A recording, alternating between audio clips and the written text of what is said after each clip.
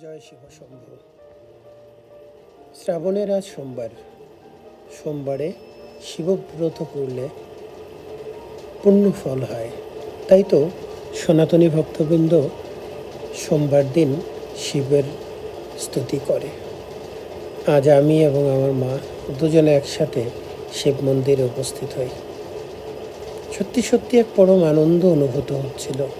হৃদয়টা যেন ভরে যাচ্ছিল এক অপূর্ণতার তৃপ্তিতে।